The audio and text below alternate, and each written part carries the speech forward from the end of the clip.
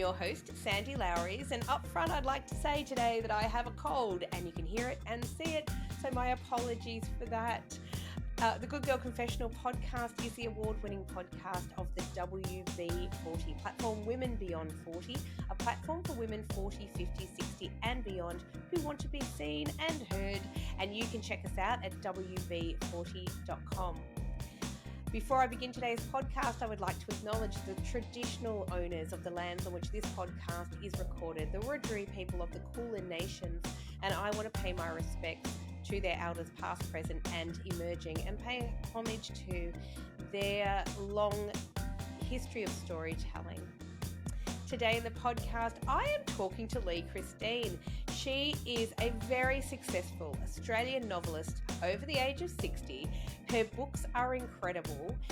She has written 6 romantic suspense novels, 6 no less, but her incredible book Charlotte Pass was launched by Allen & Unwin in 2020, followed by 2 books in this series, which are of course Crackenback and Dead Horse Gap.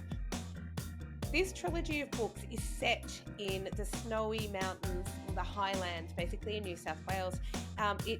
They're beautiful books. She calls them the Snowy series.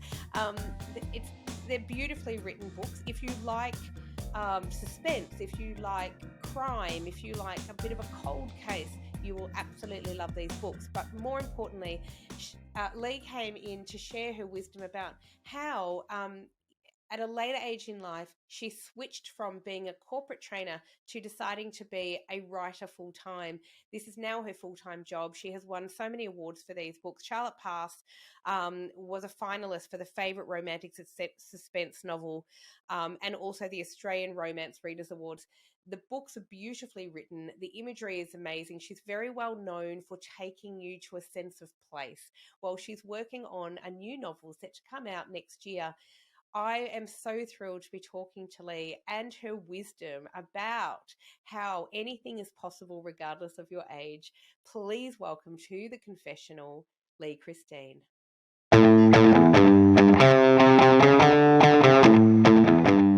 Hey, it's another Sandy here, Sandy Davies. I'm the founder and formulator of Happy Paws Balm for intimate dryness. Find us over at happypaws.com.au. That's happypause.com.au, and get some happy on down there. And in the meantime, keep listening to Powerhouse Sandy Lowres on the Good Girl Confessional podcast, where every woman has a story. Hello and welcome to the Good Girl Confessional. Lee, how are you?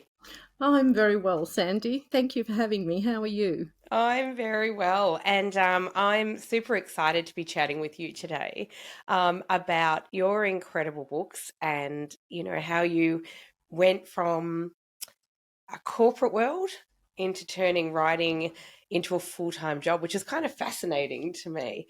So tell us all about you, Lee, for those that haven't yet read your amazing trilogy. Tell us a little bit about yourself. Well, I'm 63, so how far back do you want to go? I love that. I can give you a summary, probably is the best thing. I was one of those teenagers when I was in year 12 who had no idea what I wanted to do.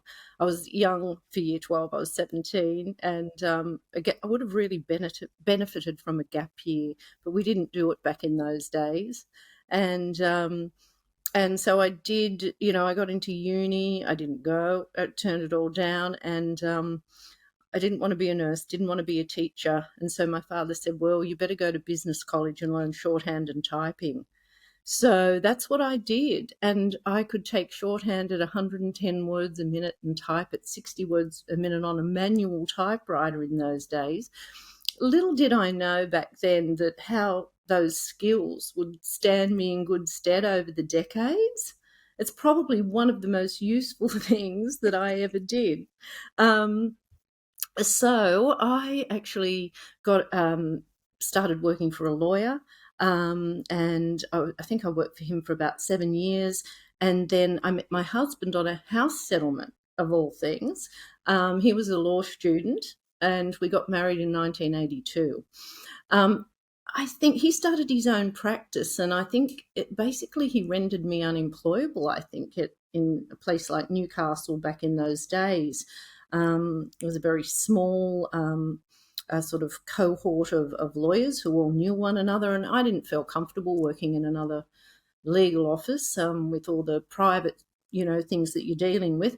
So I went back and did my teacher training, and I started teaching at the TAFE because when he'd been at the College of Law, I had worked for the first two Japanese that set up NEC in St Leonard's, and we were unpacking a lot of their first PCs, and it was just at the time when the desktops were being put into households. We'd been using them in offices for a few years, but they weren't people didn't have them in their home. So when I came back to Newcastle and my husband set up his business, people didn't know how to use them. And there was this real fear, particularly among parents, young parents at schools and things like that, their children had to learn how to use computers, and they didn't have any idea. So that was my shift into teaching and into the corporate world, because I started teaching at TAFE, and I started out teaching word processing certificate for 12 months, and then I started teaching. They asked me, did I want to teach legal studies because of, all my history in that subject. From time to time, I was working as my husband's practice manager in there when we were short-staffed and when someone had to leave. So I was juggling all these things, and then I had two children, as we did. And then after that, I went back and started. I had a job offer to actually start teaching in a corporate sense. So I trained Energy Australia on site for 3 months for their redundancy package. Retraining on computers was part of that. So I moved into that sort of, workplace. And I think through the 90s, I probably trained so many people in Newcastle. They still come up to me and say, you taught me at TAFE, or you taught me up at Forsyths, when I did this corporate, you taught me MS-DOS or something like that. Think back. So I did have all these very left-brained jobs, but the urge to write was always there. And that had come out as a teenager when I was in a band, a sort of soft rock band that was playing around the place. And and I was, writing songs. So it's very challenging to tell a story in a song. So that was good training. And so I think it went all the way back to there. My urge to write was there from this very young age. I love this, but wait a minute. Let's go back to you were in a soft rock band. I love that. So what was the name of the band? The band was called Harmony, and we actually cut an LP record when we were in high school and appeared on NBN Channel 3 when John Williamson was hosting his TV show called Travelling Out West, and that was before he was a big name. That was before he was a national treasure. Wow. And so we had lots of fun, and we were just playing around the clubs and some pubs in Newcastle, some surf clubs and things like that. And that was at that time that I didn't know what I wanted to do in life. And yeah. I love that. And wow, what was the name of the single? Oh, no, they were all. Oh, my thing. Oh, there was one. Mine was called. Oh, geez, I've got the record here, and I can't even remember what mine was called. There was a girl, Debbie Mason. She's still a professional singer around Newcastle and does weddings and everything. But it was just that the LP was called Harmony, and I can't remember for the life of me what mine was called, but it was about like living in teepees, and it was a very Cat Stevens kind of a song, like a wigwam and things and all of that. And it was. I'll have to go and dig it out. Look, honestly, my memory just fails me. You know what, Lee? I love this because, obviously I host this podcast and I love it, but I also am the co-host on a second podcast called Alex the Seal, which is a play on Our Lips Are Sealed by the Go-Go's. Oh, the Go-Go's. And it's obviously we talk about the music of the 70s and 80s and the music that shaped us. And so I'm absolutely loving that. I actually have tickets to see Belinda Carlisle. Oh, In November, fabulous. she's coming here. That's so And wonderful. I've seen her Yeah, about look, 3 times before. yep, she's incredible. And the name obviously Alex Cecile is misheard lyrics and lyrics that people get wrong over the years. That's where it came from. But we love it. So my co-host Jo Pybus and I, she's a Canberra girl. We love that podcast. So I'm always fascinated when people tell me that they've been in a band or they've written music. Writing Yes. music is hard. Oh, it is. And it is very difficult to tell a story. It's like poetry. But NBN here, I think they're digitising all their old footage, and so I'm trying to get a copy of that appearance on Travelling Out West. I'm going to try, and it's Exciting. way back in, it would be 76, I think, 75. Wow. Yeah, a long time ago. Oh, I love that. But I do love that you said it was very like Cat Stevens like. I love Cat Stevens, I have to say. Yes, it was Bit of very sort of very, toe thongs, leather toe thongs, and sort of caftans. It was that everyone sitting around in that sort of folky sort of time. It was it was a great time, great decade, the 70s. oh yeah, wow. So like, Joe very much is madly in love with all the 70s music and, I'm I'm just a tragic for 80s music and I love it. So it kind of all comes together and it works. But it's fascinating how music can, form a memory and it changes, it shapes us, doesn't it? I mean, I think back to moments in my life and the music that is the soundtrack of my life, if you like. Oh, absolutely. Yes, it definitely does give you the soundtrack to your life, doesn't it? And it can transport you back no matter where Oh, you yeah. were. And it's a Oh, universal language, music. yeah, it absolutely is. It's global and, Mm. it brings people together in a way that, it's so lovely. Um, I love that you go on to do corporate training because I was also a corporate trainer for a while there and did, facilitation and headed up a training team as you do. Mhm. Tell me all about that experience and, the shift, I guess, from that corporate world into deciding. Was it really a decision or how did you move from this corporate space into this writing space? Yeah, look, the corporate training again, like the shorthand and typing, was just another skill. Getting up in front of a classroom full of people and teaching them and it's sort of imparting, what about, it was mainly corporate training was computer packages, application software that I was teaching. And there was a lot of resistance at that time. People felt very threatened. They had to change their working life. And there was a lot of resistance, particularly from a lot of males. They would come in very defensive. I don't have to, they didn't, they want their masculinity threatened, I don't think, by, admitting that they didn't know something and that they had to retrain. It was very confronting for a lot of people. So that was really good training for me too. And again, I think I really enjoyed it at the end of the time that I spent at Energy Australia, for instance. Those people again were going through a restructure, and some of them were taking redundancy.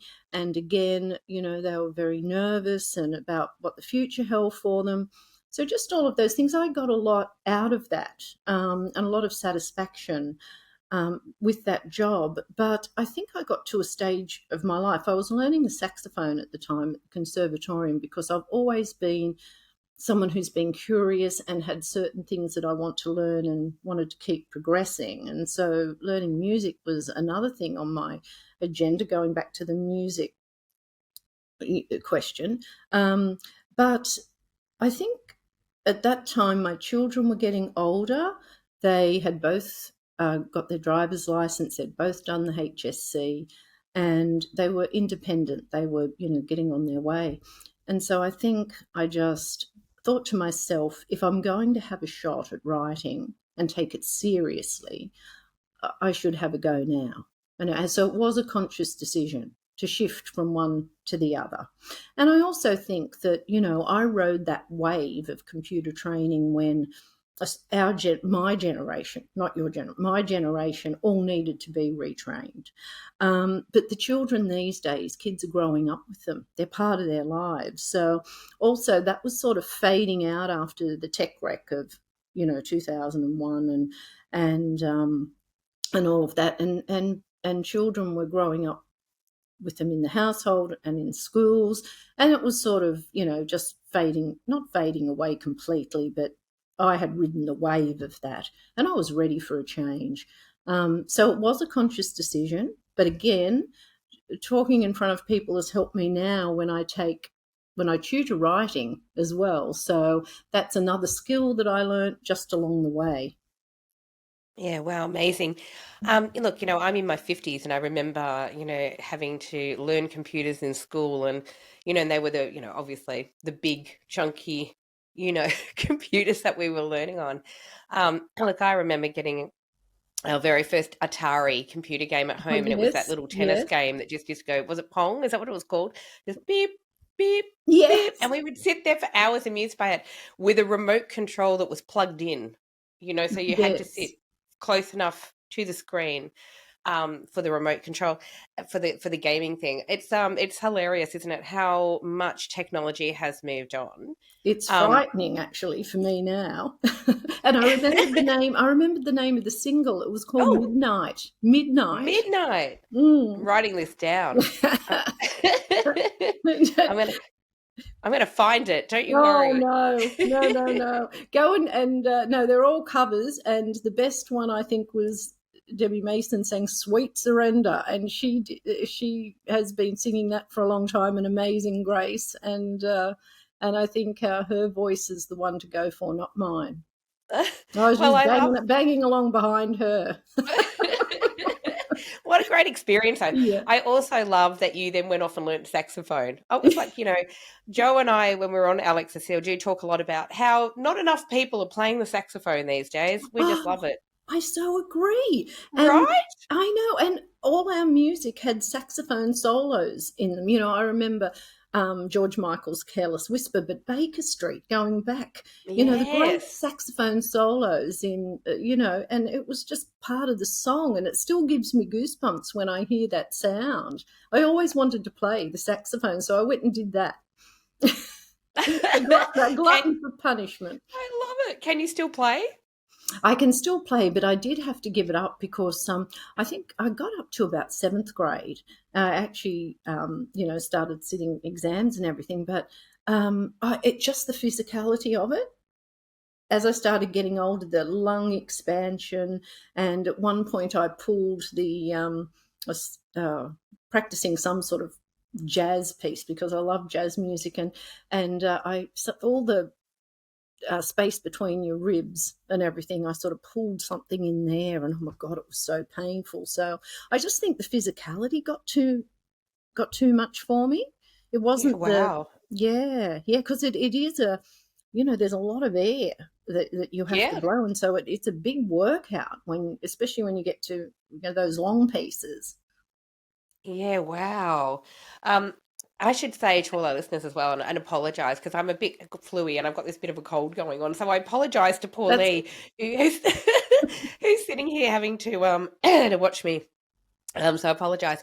I love that you, as you say, made this conscious decision then to say, well, what do I want to do now? Because I want to move away from this space. Mm-hmm. And I think anybody who's been a trainer in a large corporation, because I've had this experience myself, who's going through a massive restructure and there's a lot of redundancy, it can be really draining. So I love that you then kind of went, well, clearly you're a creative. obviously the fact that you were writing songs and in a band and learning saxophone, that you always had a creative spirit. What was the first book that you wrote? And at that point, did you realize I could actually do this as a living? I think my first, yes, I did. I was hoping that I could, find a publisher at some stage. But I think I knew that I had a lot to learn. And so my first aim was to finish a novel, because I'd read everywhere that so many people start novels but, don't get to the end. And so I thought to myself, okay, can I do this to prove myself? It's going to be a terrible novel, my first attempt, but can I do it? Can I actually get to the end? And I did do that. And funnily enough, the story was set in Charlotte Pass, and it's still in the bottom drawer. And I've actually written 2 previous novels while I was sort of training myself, I guess, that was set in Charlotte Pass, and yet it ended up being my 7th novel. I wrote 6 novels before Charlotte Pass, so that were published by another publisher.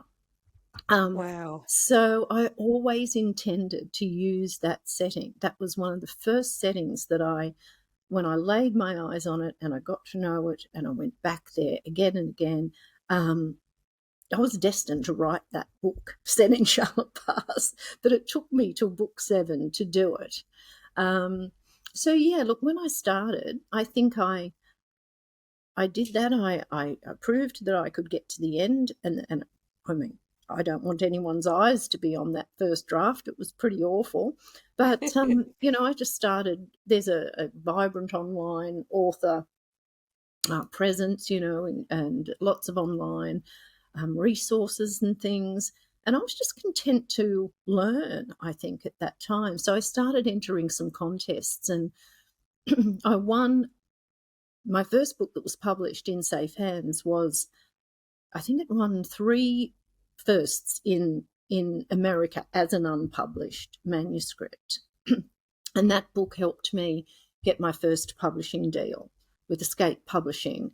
And I was lucky because I'd finished the book and I was just in the right place at the right time. I was at a conference to learn more about writing, to do some classes there and sit in on some tutorials and just listen to the published authors.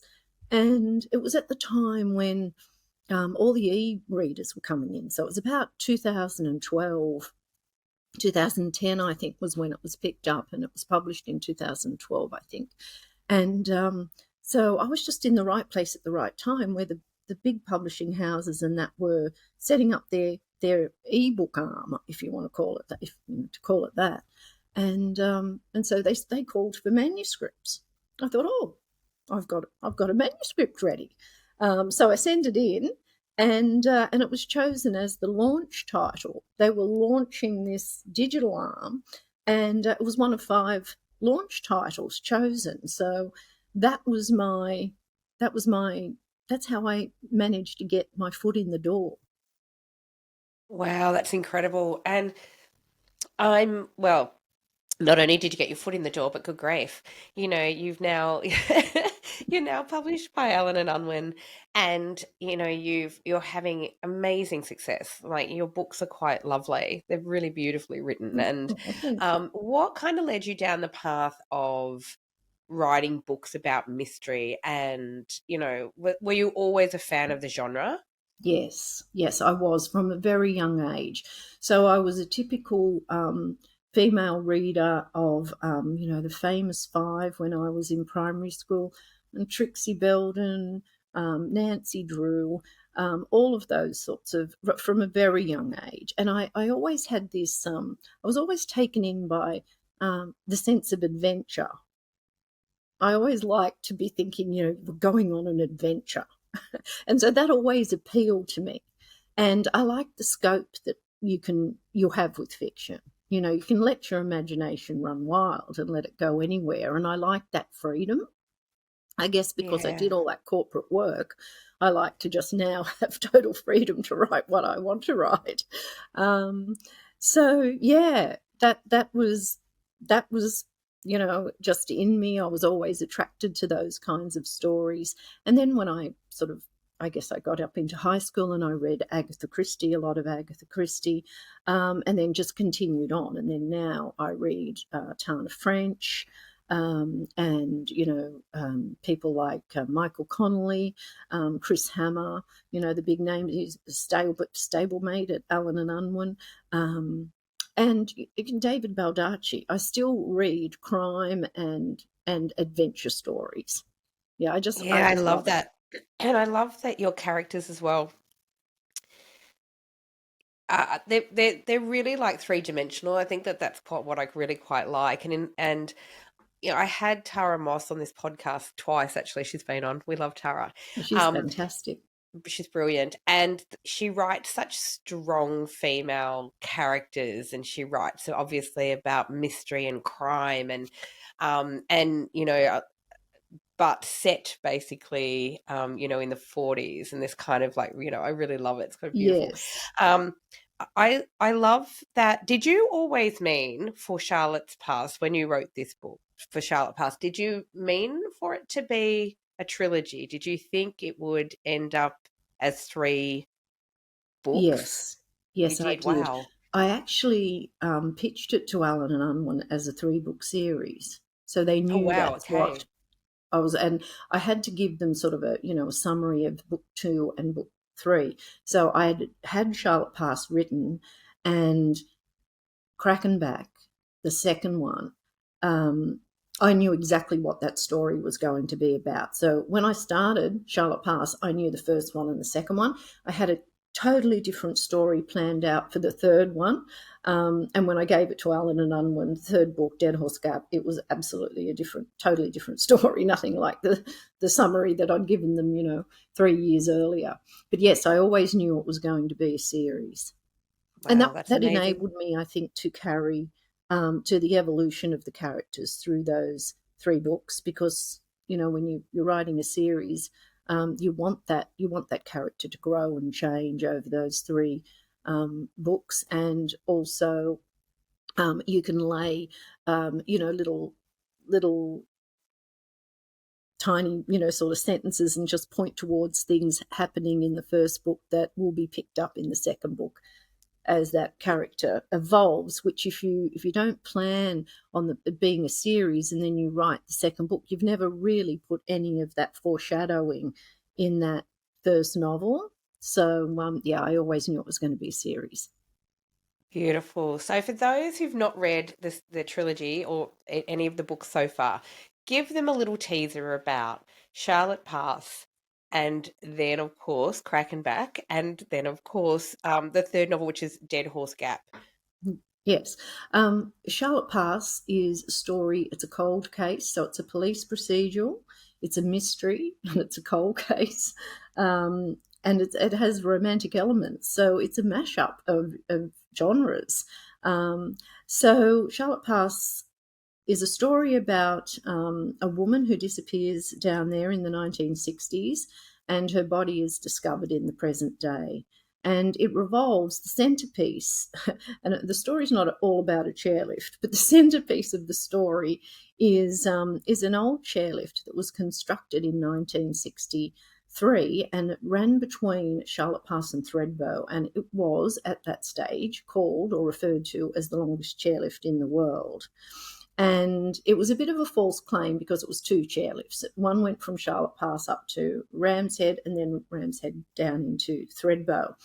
But it was built at a time when engineering confidence was high in Australia after the success of the Snowy Mountains hydroelectric scheme, the Snowy Hydro. So engineering was confidence was very high. It was a very, what should I say? I guess I'm looking for the right word here. It was a brave undertaking by those engineers to try to build a chairlift basically on the roof of Australia. And they made a mistake. They built it at the wrong angle to the crosswinds. And so this much touted chairlift was just a white elephant. I mean, it kept breaking down. People had to be rescued. It unfortunately coincided with one of the biggest snow dumps in Australian alpine history and was buried multiple times. And there were stories of maybe someone died on it, but that was never substantiated. And that, so when I heard this story, because as I mentioned before, I had written 2 books set in Charlotte Pass before, but I knew it was such a great setting, just a little village of 600 people when it's at full capacity, completely surrounded by snow, can only get in and out by over snow transport. And I knew that I just wasn't certain that I had the right story for the setting. I wanted to do the setting justice, and that's what I hadn't had in those first attempts. When I heard about the chairlift, I thought, that's it. I can do this setting justice by including a cold case where someone disappears in 1960 off that chairlift. When I found that piece of information, I knew that it was going to be a cold case because the chairlift, all that happened in the 60s. So that was my first cold case attempt, my first police procedural, although I had written other stories before. And yes, I set the story in a setting that I absolutely love and that I've revisited. And my daughter ended up being a ski instructor and sort of had 3 seasons in the snow day, no, 7, I think, while she was going through uni. And so finally I had the story of that. Now, it sounds like it all revolves around a chairlift, but that's just how she died. But it was very, it was very well received, and people were taken in by the fact people that didn't know about this chairlift went and Googled it, and I had people emailing me and I had people talking about it online. Oh my God, it really did exist. Wouldn't that be fabulous if it was here today? And all of that. So it had that little bit of a spark to it. And that critical piece of infrastructure was the thing that did it. And then Crackenback, I knew with Crackenback, I wanted to almost zero in on that isolation even more. And so I set it in an isolated lodge in a wooded area in Thredbo. And it was sort of, that's about almost like a Malcolm Naden type character is on the loose. And a woman is there with her child, and she's setting up for the ski season. She runs a lodge, and she's setting up for the ski season, and this guy bursts in, and it goes from there. So it has more thriller elements to it, but again, another police procedural. And the common characters across the 3 books are the police. As far as Dead Horse Gap goes, because you asked me about the 3, I wanted to go wider then across the snowy mountains. So I've had scenes in Tumbarumba, a lot of scenes in Cancoban, and also Jindabyne, Cooma, Thredbo. And I'd had such a good response to that chairlift that the public were a bit taken with that. And I thought for the 3rd book, I mentioned that I'd changed the story. By that stage, I'd been to see the huts up in the high country.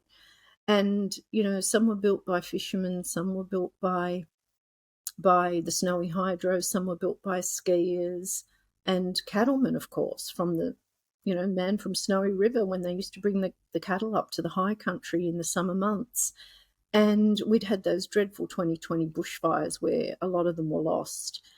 And so I thought the way that I made the chairlift the centre of that story, I really wanted a hut, these alpine huts. And I thought maybe people would be interested in those that didn't, that like the chairlift, that didn't know that these huts existed, or maybe had just seen how they had burnt down tragically in those 2020 fires. So yes, the Dead Horse Gap became a family saga of people fighting over land and the snow leases that So yes, I sort of went wider with that one. The other two were very zeroed in, but the winter scene has been constant across those three books. So the setting is always a threat as well as the human threat. So they're always, if they're running, the suspense is high because they're running not only from the human threat, but they're also battling that landscape, dangerous landscape. Yeah, and I think that I love that you've done that. So one of the things I was actually going to say to you, but you've already covered it, which I love, Sorry. is the how you've made objects almost. They are they're characters.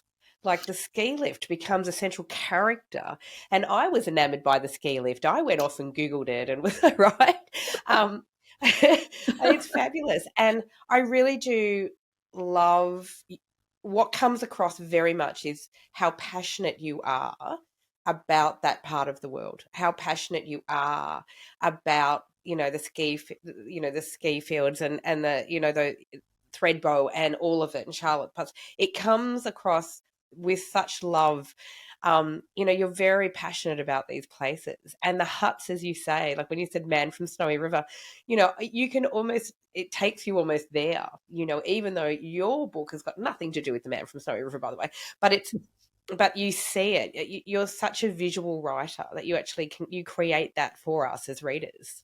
Oh, thank you. I do love that area. I absolutely love it. And I kept going back from the first time that I went down on a school excursion when I was 8.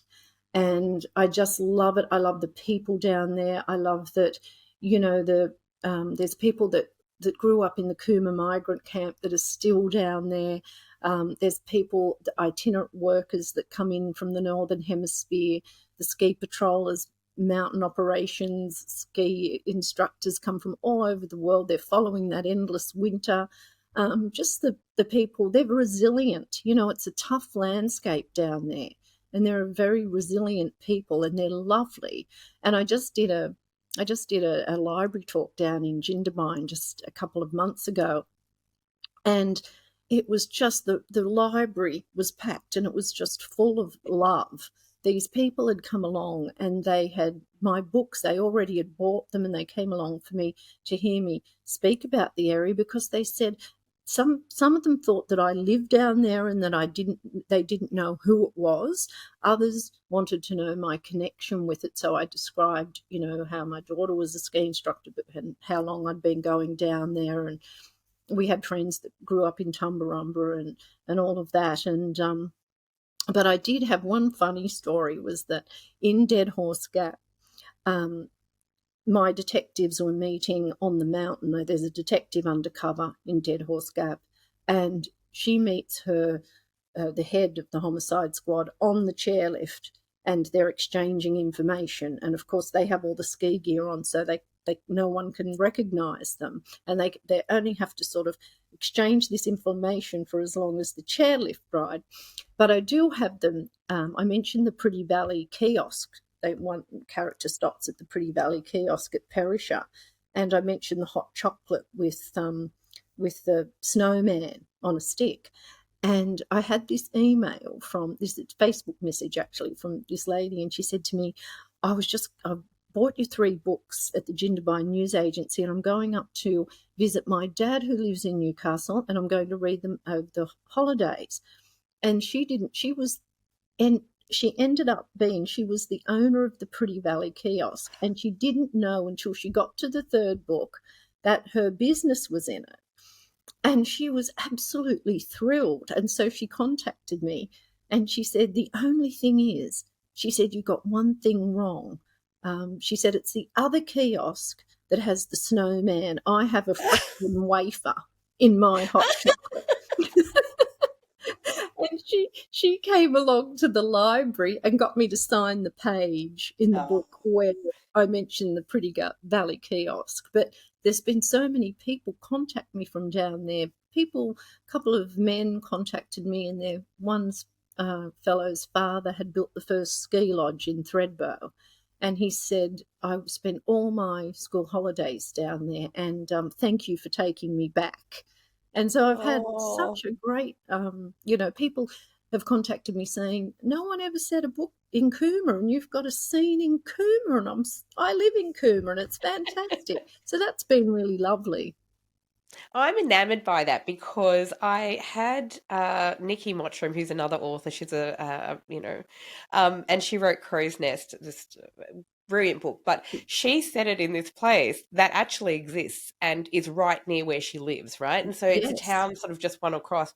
And I was asking her what was the reaction of the people in that town because it's a very gritty kind of story, and I guess people could have taken it one way or the other, the people yes, who live there. But she said most people were just so thrilled because no one focuses on those places, right? No one kind of, and she said, but this is what I love, and these are the people that I love, and the community that yes, I love, and so she said, even though her book was about like a murder and it was based on, again, like a cold case and um, loosely based on, but not, but she said, like, at the end of the day, it was just, yeah, you write about what you love and what you know, and the community kind of embraces that. So I'm so thrilled to hear that the communities that of the places that you have written about are embracing your stories and loving them. yes. Look, I agree with her totally because I've had I've been questioned a few times about how brave I am to have written a book set in a place, in an actual place. And they said, but what if someone comes up to you and says, well, there's not a chemist there, or something like that. And I said, no, but you need to do your research. You need to know that Yes. area. But also with many fiction writers, they do set their novels in fictional towns. But how could I, with the snowy mountains, dream up or imagine a town with as much history and as so unique as what's already down there? They're beautiful snow gums, the jagged peaks, the blue sky and the white snow, and just the people and the little towns and that. How could I could never imagine anything as that would surpass that. So I'd be silly to have dreamt up a fictional town in the snow. I don't think it makes sense. And It's I'm yeah. hoping my next book is actually set in Newcastle, and Ah. again, my hometown. And I'm quite nervous about that because I'm hoping it'll be sort of received the same way as my books down in the snowy mountains, because it is my hometown and I have lived here for a long time. So, Oh, fingers I love that, crossed. and I guess, and I guess that's what when I was talking to Nikki Mottram saying, right, because she lives in those communities. It's kind of like that, yeah, yeah. She said the same. People kept saying that she was brave, and I do think that it is a brave thing. But I also think that people, when they read a novel, that they also have to understand that even when they're set in very real places, that there's a huge amount of craft and imagination to create characters that are not necessarily real. Oh, But so yeah. with your beautiful characters, you talk about your female detective. So tell me, how do you, as a writer, how do these people come to you? Are they amalgamations of people that you do know, or do you take the very best of some people, the very worst of others? I mean, how does it work for you? Yeah, I think of all the characters that I've written, there's no one character that is absolutely a person that I know. As you said, there's aspects of people that I know. Someone that might be a bit quirky, something I might take that, but I'll also, maybe make them very ambitious, and and that. So it's just a mashup of people that I know when I'm crafting a character. It's more, I think. I think we all walk through life with a different set of assumptions, and it all how we see life is just depends on the lens that we're looking through. So I think when I'm creating a character, it's important for me to think about what their backstory is and what lens are they looking through. How are they coming at life? Through what they've experienced. So it's all about creating that backstory. And once you know that character, then you know how they're going to behave if you've crafted the character correctly. Yeah, wow. And the other thing that you touched on, which is really, really important, and I know Tara Moss talked about this a lot as well, is research. Because if you're going to put, and she has put her, fictional characters into very, very real places, whether it be Paris or London or Australia, Mhm. and she went obviously back when it was the 40s, so she really needed to do a lot of research because there were places, buildings, etc., that were there that are no longer there. Yes. What did it look like, and then try and help a reader visualize that. So research is such an important, you can see the amount of research, by the way. Anybody who's a writer would read your novels and say, wow, that's that's a lot of research.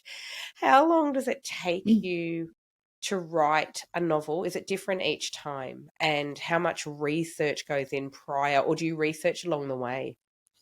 Yeah, look, I think it's a bit of both, really. When I'm thinking about the story, I'm often doing research and the story comes together. Excuse me. and that, but also I'm researching as I'm going, because as this, you're writing the story and then you think, okay, I need to find out a bit more about that. But research comes, in lots of different forms. I mean, when I was writing Crackenback, I've been backwards and forwards. I've done 4-wheel drive tours across the landscape to see the huts. I've driven through Thredbo with my phone, saying, well, there's the landslide memorial, and we turn left here into here, we go past the duck pond, there's the community hall, and sort of filming it all to just make sure that the way the police just drive into Thredbo, that everything is just there. But as far as, the police procedural part of the novel goes, I do speak to a detective in Sydney who's in his 30s, and he has been in the gang squad, the homicide squad. And and so I usually have a list of questions for him as far as the procedural part go. What would happen here? What happens when you fire a Glock? And all of those sorts of things. And that. So I get that straight from a detective who is still working. A lot of authors use some detectives that are now retired, but I'm fortunate to have someone who's still on the job. Although I never sort of, tell anybody who it is. I just thank him anonymously at the acknowledgements. My That's friend. I think that's so copper. fantastic. That's so fantastic, and I think you're right. There seems to be, and understandably so, that a lot of people do use retired detectives, retired police officers to talk through facts with. But how amazing for you! What a gift to have someone who is a young member of the force and who is currently on the job and who is seeing probably all sorts of new things Yes, happening yes. around, I suppose, like in terms of DNA and criminal profiling and all sorts of things. Yes, all that new technology. Yeah, Yeah, someone who just has wow. their finger on the pulse at the moment. It's Oh, that's yeah, I'm very incredible. lucky Aren't to you have lucky? him, and he's actually a friend of my daughter's. So Ah, all right. Well, we'll shout out to the anonymous detective. I think that's great. It's really lovely, and I think as a writer, you're using everything that you can at your disposal, which is so amazing. And that's one of them, because I was really surprised when you said that's the first police procedural that you'd read, because it feels like you're very comfortable with it. yeah, I don't know where that comes from, actually.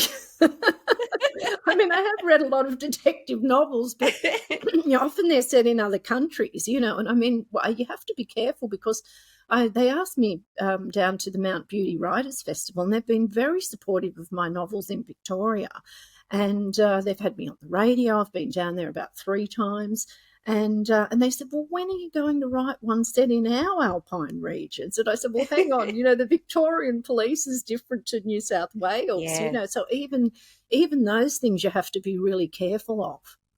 Yeah, I was going to say it's not just the differences, you know, in different countries where it comes to police procedures.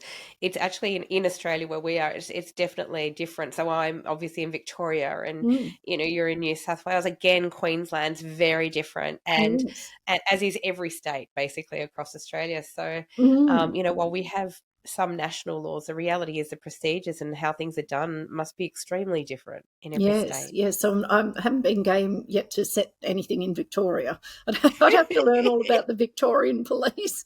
I was going to say you'd have to make a good friend in the Victorian Police Force.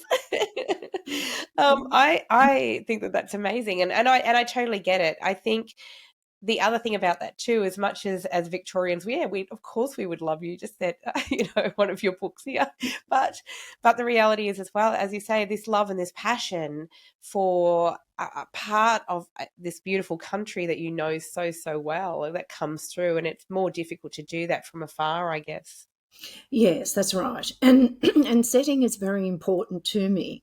And when my editor at Allen and Unwin, when I was talking to her about this next book, and I said, that we'd sort of moved away from the Snowy series, and she said, well, what I would say to you, Lee, is that your writers will be expecting that sense of place that you've given them in the Snowy series. So whatever book you write and wherever it is, just make sure that you've got that same sense of place, and that you know the people, the sorts of people who live there, the sorts of people that work there. And when I was thinking about it, I thought, well, I've lived in Sydney as well, but I'm born and bred in Newcastle, and I thought, I know this place better than anywhere else. So I thought I'd bite the bullet and write one here. So.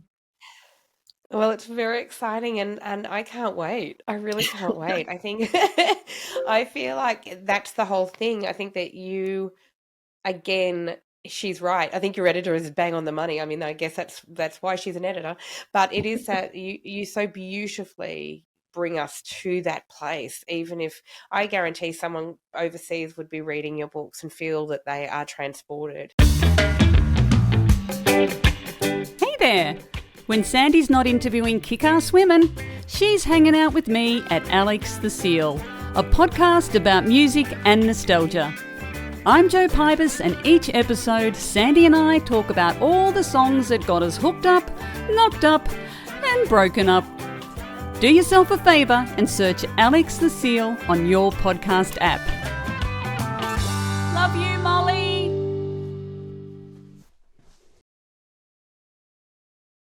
Yeah, so you're very, you're anyone who reads your books will know that you're very well known for exactly that, creating that place and that sense of place. So I, for one, cannot wait to be reading all about Newcastle and having you transport me there, which is very exciting. And, it's really interesting. I occasionally, strangely, because I'm a Melbourne girl, buy a magazine that's created in Newcastle about Newcastle, which is really? What's that one? Magazine. I think it's called Swell Magazine, and it's yes, yeah, I know the one. It's just about Newcastle, yes. And because I publish a magazine, WB 40 Women Beyond 40, I was kind of very enamoured by one of their covers one day. Yes, I was looking at magazines, and I saw it and went, oh, and I picked it up, and I love it. I don't even live in Newcastle, so there you go. Oh, well, that's good to hear. But we'll shout out to them too, because when you publish that book, no doubt they'll want to, interview you for that magazine. Oh, I hope so. Yes, that'd be lovely.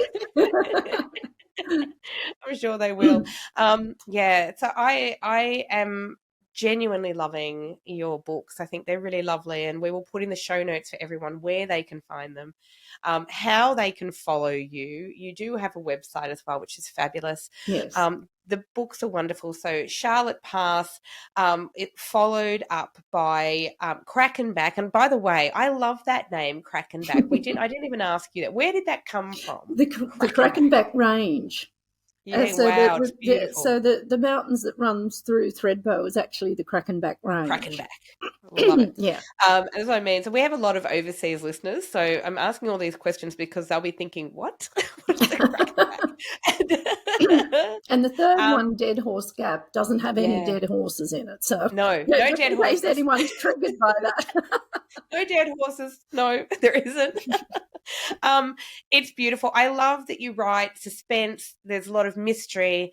It is nail-biting at times. It's fantastic, but there is romance, and there are some such beautifully formed characters in these books. And I for one, am thrilled to be promoting them, and I hope that everyone rushes out and buys them and reads them, because it's a lovely, lovely series of books.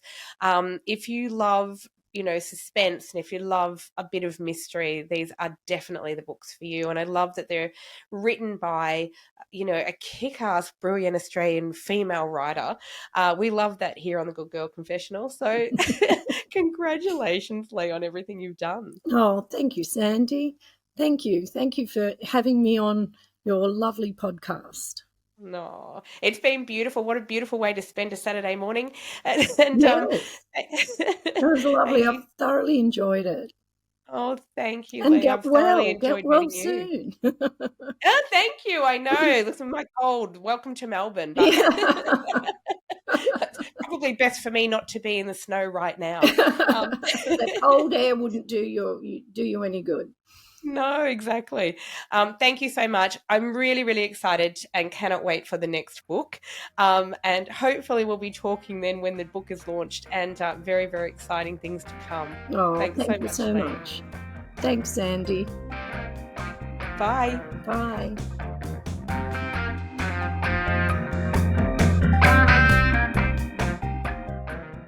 Thanks for listening to the Good Girl Confessional podcast. The Good Girl Confessional podcast is brought to you by WB40, Women Beyond 40 magazine. Available now at WB40.com.